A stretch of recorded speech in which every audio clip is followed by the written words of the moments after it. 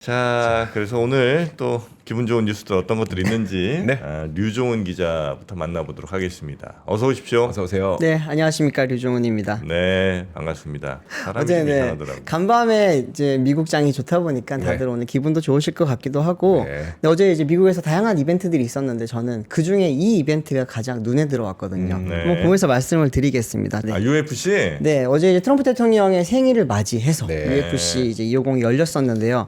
이게 제가 이 화면을 준비한 이유가 이게 옥타곤이라고 하는 UFC 경기장의 바닥이거든요.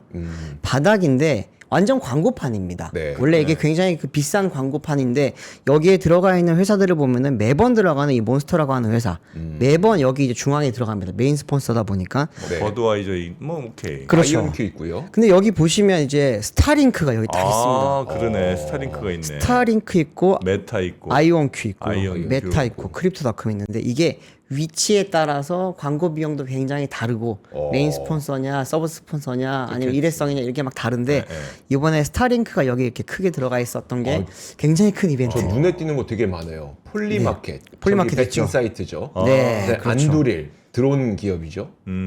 엄청난 요즘 뭐 크라우드 스트라이크야 뭐 워낙 유명하니까. 네.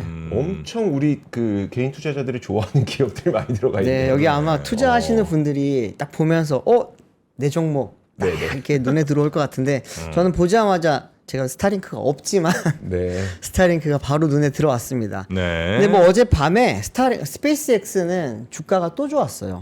첫날에 19% 이상 올랐었잖아요. 네. 어제도 19% 이상 올랐습니다.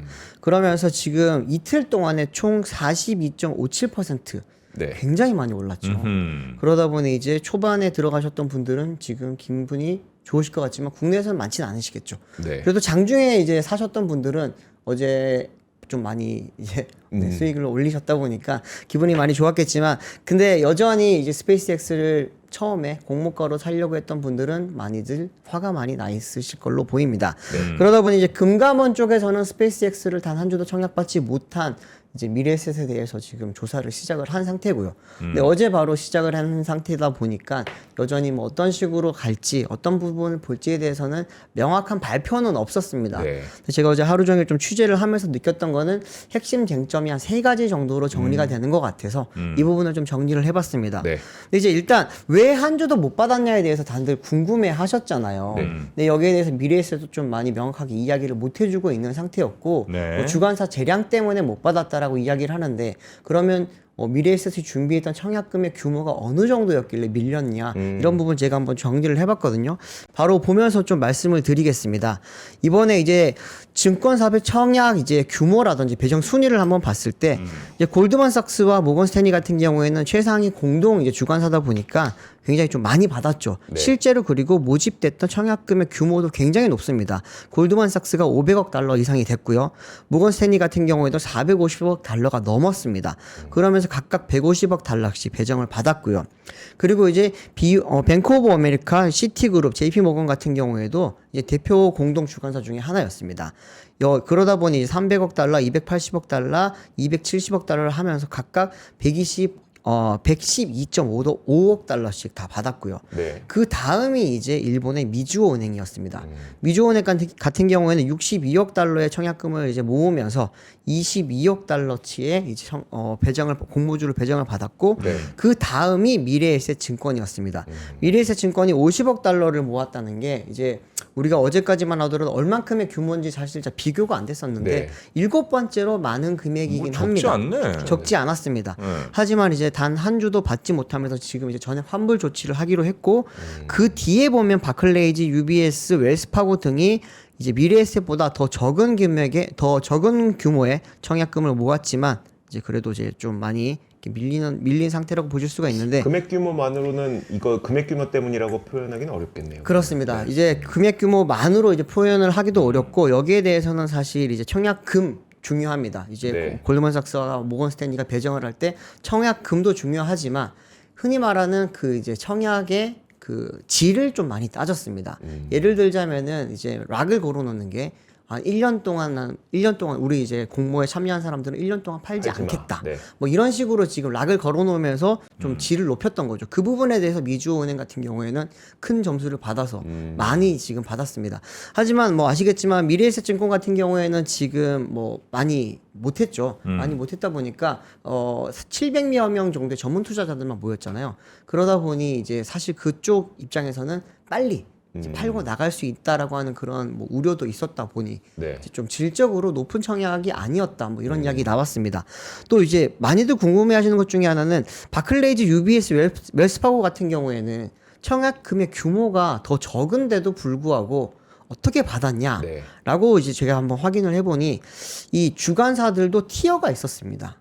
아까 말씀드렸지만 이제 골드만삭스와 모건스탠리 같은 경우는 최상위 대표 주관사입니다. 네. 그리고 이제 시티, 뱅크 오브 아메리카, JP 모건 같은 경우는 공동 주관사였고요.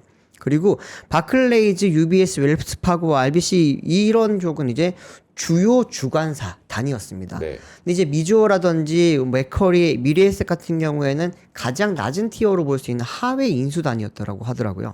그러다 보니 이제 그 평가를 할 때도 이 주관사 인수단의 티어 역시도 그 평가의 항목으로 들어가다 보니 우리나라 같은 경우에는 규모도 적었고 또 이제 그 흔히 말하는 청약의 질도 조금은 뭐 부족했고 그리고 이제 이런 인수단의 주관사단의 또 티어도 낮다 보니까 네. 이런저런 이유로 좀 많이 못 받았다라고 지금 하는 이야기들이 나오고 있습니다.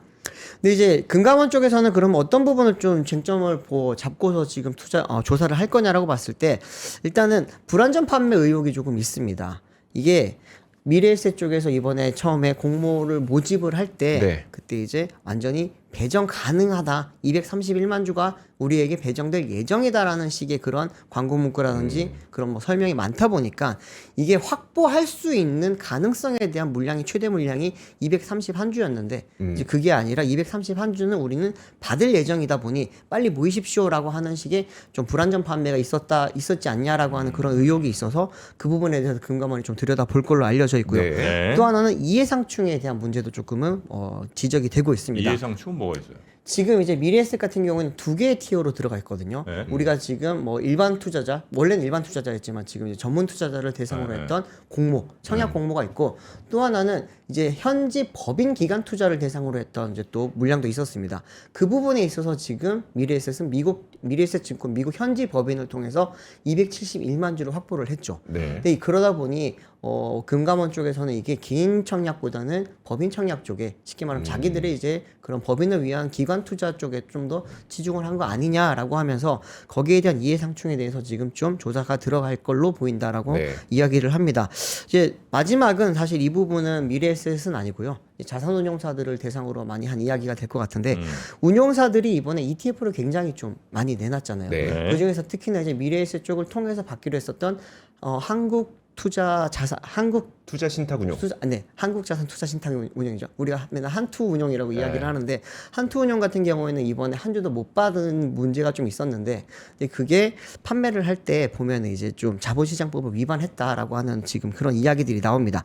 확정되지 않은 해외 공모주 편입을 사실 기정사실화한 것처럼 이야기를 하면서 여기에 대해서 마케팅 단속과 가이드라인을 좀 이야기를 했는데 사실 이게 좀 문제가 될 수 있는 게 지난 11일입니다. 이제 IPO가 시작되기 전에 이제 금감원 쪽에서 좀 운영사들을 모아서 과대 광고를 하지 말라라고 이야기를 했다고 합니다.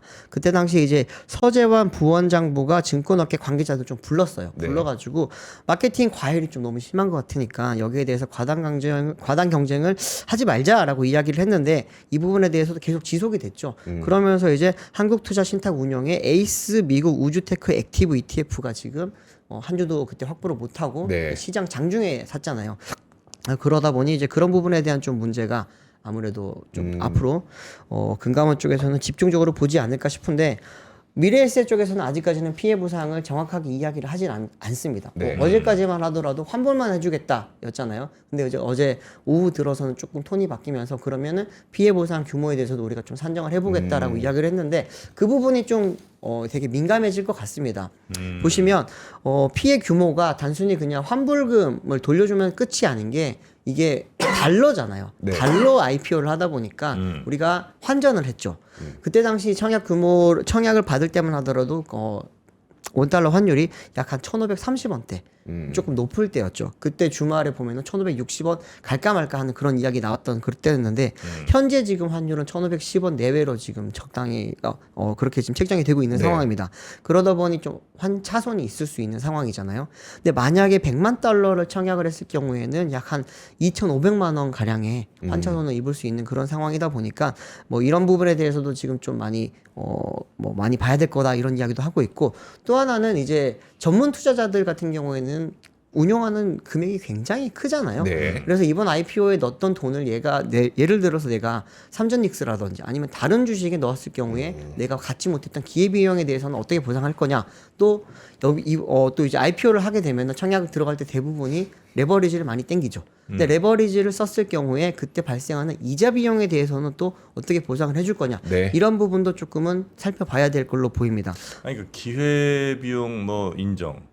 근데 이제 이자 부담을 예를 들어 내가 미래에셋에 뭐 사흘 동안 묶어놨으니까 거기에 대한 이자는 뭐 오케이 그럴 수 있다고 치는데 내가 다른 데서 땡겨왔으니까 거기에 대한 이자도 달라는 건 좀 과한 거 아닌가? 뭐 그 부분은 뭐 금감원과 아니 그 저는 이제 어제도 말씀드렸습니다. 그런 뭐 기회 비용에 대해서도 혹은 뭐 맡겨놨던 그 네. 기간에 대한 이자도 저는 이제 지급하는 게 맞다고 이제 보긴 하는데 내가 그러면 어디 사채를만 15%짜리 땡겨와갖고 비싼 이자를 물고 했으면 그것도 다 그걸 보상해줘야 되냐? 해줘야 되나? 그러니까 지금 아직 금감원에서 그 핵심 쟁점이 나오지 어떤 안 방향으로 하죠. 네, 이걸 그래서 중심으로 지금, 볼 거라고 보는 거고 지금 이제 말씀드리는 것 같은 경우에는 아마 이제 향후 좀 민사 쪽에서 다툼이 있을 수 있는 그런 쟁점에 대해서 지금 또 말씀을 드리는 건데 네. 아마 이제 전문 투자자들이 많이 들어가 있다 보니까 이 부분을 좀 그냥 넘어가진 않을 걸로 다들 보고 있고요. 미래에셋 증권 같은 경우에도 여기에 참여했던 분들은 대부분 VVIP급의 사람들입니다. 네, 네. 네. 그러다 보니 이제 고객 관리 차원에서 뭔가 해줘야 될 텐데 이들이 이제 바라는 바가 어떤 방향으로 넘어갈 거냐 봤을 때 특히나 이제 공모주를 만약에 받았으면 42% 이상의 우리가 이미 수익을 얻을 수가 있었을 텐데 여기에 대해서 어떻게 보상할 거냐도 지금 굉장히 좀 중요한 쟁점이 될 걸로 보이거든요. 지금 한 42% 올랐어요. 네, 이틀 동안 42% 올랐어요. 아 그래요? 19점 몇 프로, 19점 몇 프로 이틀 이렇게 오르다 보니 지금 이제 이 부분에 대해서 사실 저도 제가 아는 분 중에 한 분이 굉장히 화가 많이 나셨더라고요. 아 그래요? 네. 난 근데 주변에 뭐 이거 청약한 사람을 보진 못해갖고 저도 개인적으로는 없습니다만. 숫자가 많지는 않은 모양이에요, 그죠? 그렇죠. 이게 전문 투자자로 전문 투자자라. 이번에 좁혔잖아요. 네. 이게 그렇게밖에 할 수 없었던 게 S1이라고 하는 이제 스페이스X의 이제 증권 신고 그 투자 보고서가 늦게 나왔고 국내 같은 경우에는 개인 공모를 위해서는 금감원에 이제 증권 신고서를 미리 제출을 해서 여기에 대한 검토를 받아야 됩니다. 근데 그 기간이 최소 15일이에요. 길면 한 달 정도 이렇게 걸릴 수 있다 보니 국내에서는 그 기간을 좀 기다리기가 어렵다. 네. 그러면서 이제 미래에셋 쪽에서는 공모가 일반 공모가 아니라 3호로 전환을 했던 거고. 그래서 3호에 이제 신청을 하기 위해서는 일정한 자격을 갖춘 그런 이제 전문 투자자들만 네, 네, 네. 할 수 있다 보니 알겠습니다. 뭐 그런 피해 규모는 이 사람은 적지만 규모는 굉장히 컸다라고 지금 보실 수가 있을 것 같습니다. 요게 이제 가격이 공모가보다 떨어졌으면 이런 불만이 좀 덜 나왔을 텐데. 다행이라고 생각했겠죠. 그럴 수도 있겠죠. 135불 공모인데 한 이틀 만에 $90로 떨어졌어. 네. 그러면 아유 이거 근무 안 되길 잘했다 이런 생각 하셨을 텐데. 네. 그러나 여튼 뭐 확실한 그건 것 같아요. 그러니까 내가 미래에셋에 맡기면서 그 있었던 날들에 대한 그 이자 내가 뭐 10억을 맡겼는데 네. 뭐 사흘이든 나흘이든 뭐 있을 거 아닙니까, 그죠? 그거 그다음에 이제 환차손. 네. 내가 들어갈 땐 1,530원인데 지금 1,510원이니까 뭐 그 정도까지는 해주는 게 맞지 않나 하는 생각이 좀 들긴 합니다. 아마 이게 제 생각에는 금감원 조사랑 별개로 굉장히 큰 법적 다툼이 있을 수도 있을 것 같습니다. 네네네.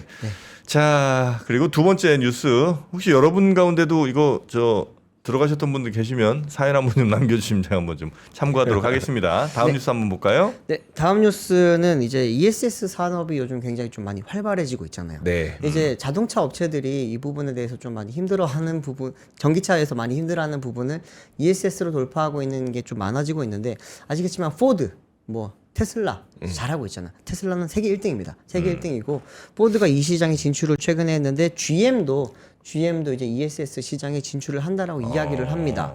근데 이번에 좀 눈여겨볼 거는 우리가 ESS 이제 배터리 셀은 대부분 LFP 배터리가 많이 알고 계시잖아요. 네. 근데 이번에 GM이 선정하는 거는 소디움 배터리입니다. 소디움 배터리를 이제 기술을 확보를 해서 이제 이를 ESS용으로 좀 쓰겠다라고 하는 이야기인데 근데 소듐 배터리는 상용화가 됐어요? 상용화 됐죠. 아. 소디움 배터리는 이미 중국에서 상용화가 돼 있는 상태고 네. ESS용은 이미 상용화가 많이 됐고요. 그래요? 그리고 전기차용으로도 작년에 소디움 배터리를 장착한 전기차가 중국에서 처음으로 나왔습니다. 그렇기 때문에 이제 전기차용도 아마 좀 차츰차츰 늘어나겠지만 에너지 밀도가 아직 좀 많이 낮고 네. 그리고 LFP 대비해서 굳이 쓸 필요가 있을까라고 하는 수준의 총 비용이 지금 들어가다 보니 좀 지켜보고 있지만 ESS용으로 쓰기에는 굉장히 저렴하게 잘 쓸 수 있다고 합니다. 그러면서 GM이 최근에 이제 GM 인파워 행사를 열고서 소디움 배터리 업체인 스타트업이 이제 피크 에너지에 대한 지분 투자 이걸 네. 진행을 했거든요. 이렇게 하면서 이거를 ESS용으로 사용을 하겠다라고 이야기를 했습니다. 이렇게 되면서 이제 미국의 테슬라, 포드, GM까지 흔히 말하는 미국의 이제 대표적인 자동차 회사들이 전부 다 자동차보다는 전기차보다는 ESS용으로 지금 많이 돌린다라고 하는 이야기가 나오는 건데 이 부분을 주고 지금 국내 업계에서 많이 걱정을 하는 건 LFP 기술도 따라가기가 되게 벅찬 상황이었는데 네. 소디움 배터리는 우리나라는 지금 아직까지도 R&D 단계란 말이죠. 그러다 보니 이제 ESS용의 ESS용 배터리를 위한 소디움 기술도 빨리 개발을 해야 되지 않겠냐라고 네. 하는 지금 이야기가 나오고 있습니다. 네. 근데 이제 국내 업체들이 많이 우려를 하는 바는 LFP ESS용 지금 ESS용 LFP 배터리 셀은 거의 중국이 거의 다 먹었습니다 사실상. 그리고 이제 LG엔솔이 최근에 좀 수주를 많이 한 상태지만 뭐 CATL이나 다른 기업에 비하면 굉장히 좀 규모가 적고요. 또 SK온과 삼성 SDI도 이 부분에 대해서 후발주자로 나섰지만 좀 막 큰 규모의 지금 수준은 많이 없는 상황이거든요. 근데 아시겠지만 테슬라 같은 경우에는 CATL 배터리 셀을 지금 받고 있는 상황이고 네. 또 최근에는 CATL 장비를 사들여서 이제 미국에다 공장을 설치를 하고 있습니다. 이렇게 되면은 사실상 CATL 기술을 갖춘 그런 이제 공장이 미국 내에서 배터리를 생산할 수 있게 되고 네. 포드는 아예 그냥 장비 기술 전체를 라이센싱을 CATL로부터 받아오기로 했습니다. 그렇게 되면은 받는 수익을 일부러 나눌 수밖에 없는 상황이죠. 그러다 보니 이제 국내 업체들 입장에서는 점점 ESS 시장에서 마저 이제 중국에 좀 따라갈 수 없게 되는 거 아니냐라고 네. 하는 그런 걱정이 하는 거고요. 전기차 배터리 쪽에서도 LFP가 많이 늘고 있기는 한데 GM 쪽에서 약간 좀 우리가 기대할 수 있는 바는 GM이 작년에 LFP 배터리 셀을 CATL로부터 받아들여서 이제 전기차를 만들고 있거든요. 네. 근데 이걸 조만간 중단을 한다고 합니다. 중단을 하고 망간리치죠. LMR이라고 하는 망간리치 배터리 셀을 지금 LG 엔솔과 같이 만들고 있거든요. 이거를 이제 내년 아니다 28년쯤에 이제 나오는 신형 전기차부터 적용을 할 계획이다라고 최근에 발표를 했습니다. 그렇게 되면서 이제 LFP가 우리가 좀 많이 늦었다 보니 네. 소디움도 어쩌면 좀 많이 걱정이 되잖아요. 근데 소디움은 지금 ESS용으로 많이 갈 거다 보니까 그러면은 우리가 원래 잘했던 전기차용 쪽에서 새로운 시장을 볼 때 하이니켈 말고 뭘 봐야 될까라고 할 때 이제 망갈리치 쪽으로 조금은 타결을 해보면 어떻겠냐라고 하는 그런 이야기들이 최근에 업계에서 많이 나오고 있습니다. 네. 소듐이라고 하면 이제 옛날 나트륨. 네, 우리가 흔히 이제 나트륨이라고 했던 게 이제 네. 소듐이죠 요즘은. 네. 그렇죠. 네. 나트륨 같은 뭐 아시겠지만 뭐 나트륨이 소금에 많이 있잖아요. 그러다 네. 보니까 좀 많이 이렇게 확보를 할 수 있는 가능성도 높고 가격이 저렴합니다. 근데 에너지 밀도가 LFP보다도 아직까지 많이 낮고요. 이걸 높이는 기술이 좀 어렵다고 하다 보니 전기차용으로는 어느 정도 한계가 있을 것 같은데 네. ESS용으로는 많이 쓰지 않겠냐 이런 이야기가 나오고 있습니다. 밀도도 낮고 가격이 싸요? 가격이 싸겠지. 엄청 저렴하죠. 엄청 싸요? 이제 리튬을 대용을 하는 거잖아요. 아. 그러다 보니까 리튬은 사실 모든 바다나 호수에서 나는 게 아니잖아요. 네. 근데 웬만한 바다에는 다 나트륨이 있다 보니까 거기서 소디움 빼낼 수 있잖아요. 네. 그래서 이제 그 부분에 있어서 좀 가격이 저렴하다라고 하는 이야기가 있습니다. 네. 자, 소듐 배터리 요거 우리가 아직은 기술이 조금 못 미치는 모양이군요. 네네. 자, 한때 우리가 배터리 전 세계 기술력으로 1위였는데 네.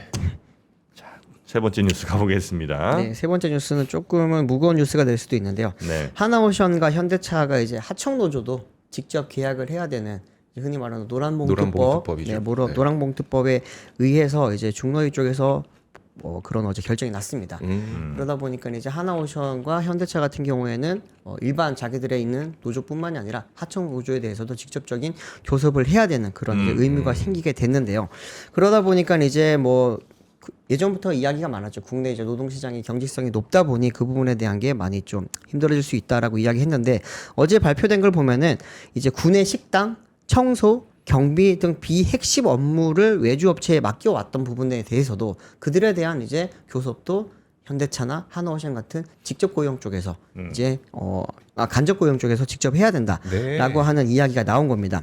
여기에 대해서 이제 한국 경영자 총협회는 직접적 생산을 하는 원하청 관계가 아닌 간접적 지원 협력까지도 교섭이 가능하다는 판단은 산업 전반의 혼란을 좀 확대할 수 있다라고 하는 이야기가 어제 나오면서 조금은 이제 국내 대기업들 입장에서는 부담이 네. 커질 수 있는 노란봉투법에 대한 그런 직접적인 영향이 커지기 시작했다라고 하는 그런 시발점이라고 보실 수가 있습니다. 네. 근데 이 와중에 현대차는 어제 좀 안 좋은 이야기가 좀 더 있었습니다. 네. 현대차 같은 경우에는 지금 벌써 이제 노사 협상이 들어간 지가 꽤 됐거든요. 이미 11차례의 교섭을 진행을 했는데 그 사이에 여전히 좀 의견을 좁히지 못했고요. 어제 이제 현대차 노사가 중앙노동위원회 노동쟁의 조정을 신청을 했습니다. 네. 이거는 파업을 할 수 있는 권한을 달라라고 이제 이야기를 한 거죠. 여기서 노동쟁의 조정이 신청이 된 게 통과가 되면 이제 조만간 파업에 대한 찬반 투표를 실시할 예정이라고 하는데 웬만하면 노동쟁의는 통과가 됩니다. 그렇게 되면은 오는 24일 조합원 대상으로 파업 찬반 투표를 실시할 예정이고요. 네. 여기에 대해서 중노의 결정은 아마 이제 25일 전후로 나올 걸로 지금 보이고 있다고 합니다. 그러면 빠르면 이달 말에는 파업에 돌입을 할 수 있다라고 볼 수 있는 거고요. 도대체 뭐 때문에 이렇게 교섭이 결렬이 됐냐? 네. 11차례나 했는데 벌써 봤을 때 역시나 이제 임금 협상과 성과급에 대한 지금 이견이 굉장히 크다고 합니다. 네. 임금 협상 이야기를 들어보면 월 기본급 이제 호봉 승급분을 제외를 하고도 14만 9,600원을 인상을 해달라고 했고요. 그게 얼만큼인 거예요? 14만이라고 하는 거는?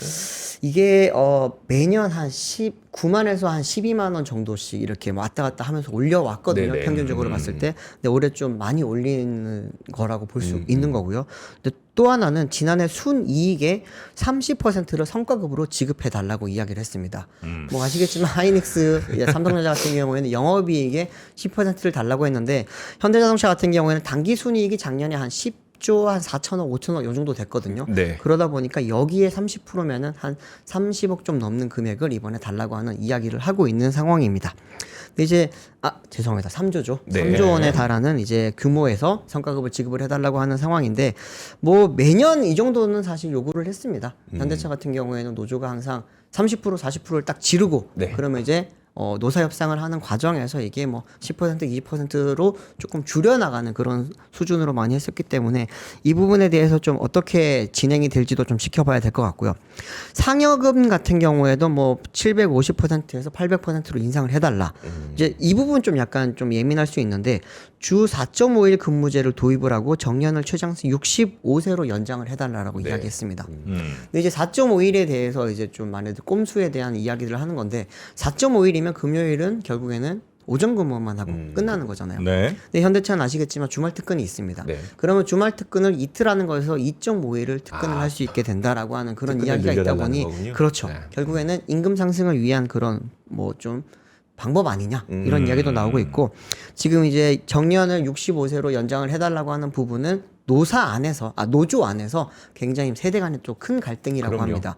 지금 현대차는 아시겠지만 노조의 절반 이상이 지금 50세 이상이 굉장히 좀 어떻게 보면 장년층이죠. 장년층이 지금 많이 차지를 하고 있다 보니까 젊은 쪽에서는 오히려 20, 30, 40대는 그냥 차라리 우리는 임금을 더 많이 받거나 성과급을 많이 받고 싶은데 거기에 꼭 이렇게 정년 연장을 꽂아야 되겠냐라고 하는 그런 갈등도 좀 많이 있는 상황이라고 합니다. 네. 네, 어쨌든 현대차가 최근에 좀 뭐 실적도 괜찮고 뭐 사실 환율이 마른 거기서 대한 효과도 이번에 좀 많이 입을 걸로 보이는데 이번 그 노사 관련된 이야기들이 조금 여러 가지가 겹치면서 네. 여름은 조금은 무겁게 진행할 수도 있을 것 같다라고 하는 그런 생각이 듭니다. 지금 몇 년 동안 파업을 안 했죠?